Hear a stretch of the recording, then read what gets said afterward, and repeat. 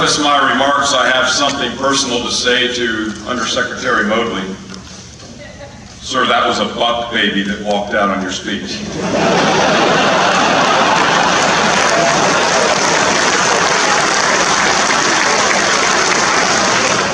That was baby Liberty Lamont Buck, Joanne and I's first granddaughter. I'd also like to thank the technicians that are on the cameras right now that are streaming this ceremony live so that many folks who can't be with us here due to operational naval commitments can see it, which includes our son, Lieutenant Commander Jeff Buck, who's currently airborne over the Straits of Hormuz, providing watch and overwatch of all the safe flow of commerce in and out of the Arabian Gulf.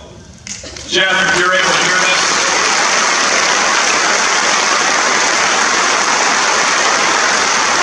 if you're able to hear this, we love you and we miss you. Fly safe, buddy. To all of my family assembled over here on my right, attending in person today, thank you all for your lifetime of love, support, and understanding as Joanne, the kids, and I have navigated this Navy journey. Jenna, Mom and Dad have landed again in your neighborhood. We're thrilled to be very, very close. We love you. Our daughter-in-law, Hannah, and our beautiful new granddaughter, Liberty, are here representing the West Coast Bucks. This was Liberty's first airplane ride. Future class of 41. Future naval aviator, boss. I'm doing my job now. Hannah, thanks for having the courage to make the trip out east. Your first trip carrying Hannah and all the gear. You did it remarkably well, and we're blessed to have you in our lives.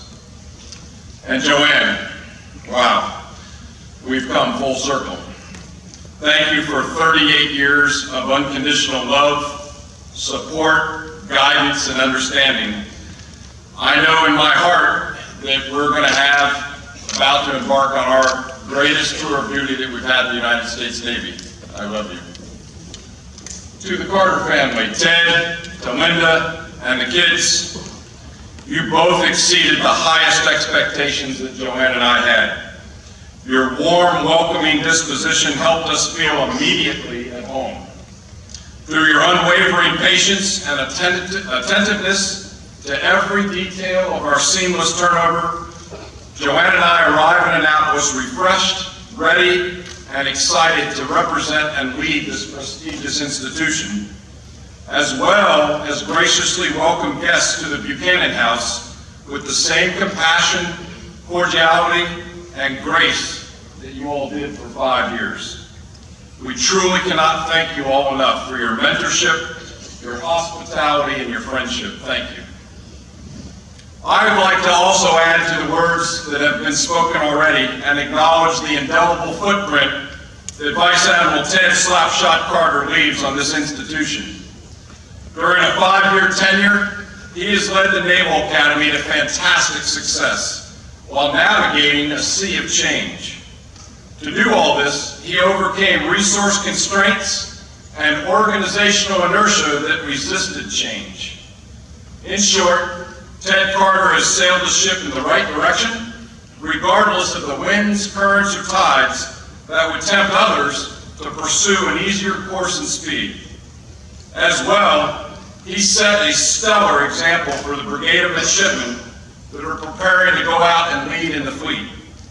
Slapshot, I thank you for your leadership, for your example, your dedication to the Naval Academy, and yours and Linda's absolutely phenomenal dedication to the United States and the United States Navy. The task.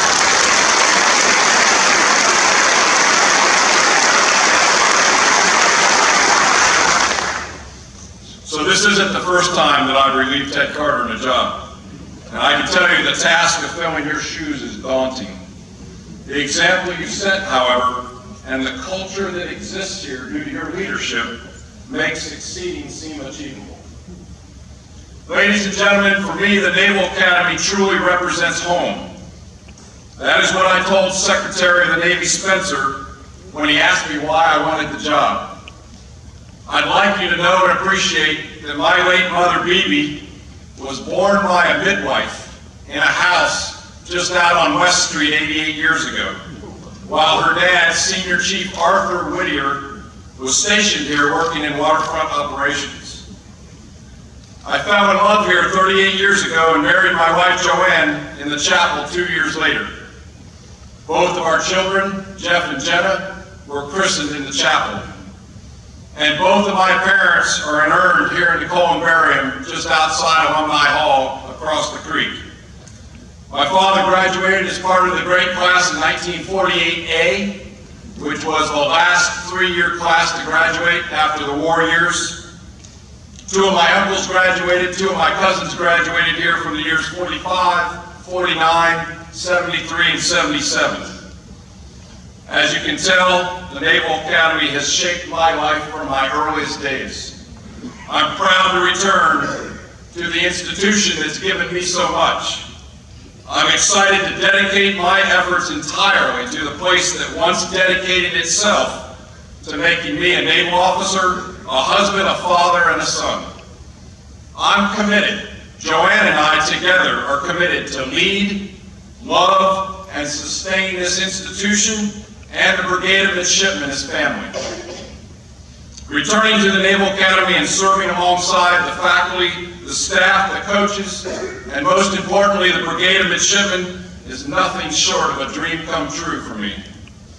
I've had the privilege to serve in command at the squadron, wing, group, and force levels within the maritime patrol community, and as you heard most recently at the fleet level at the United States 4th Fleet.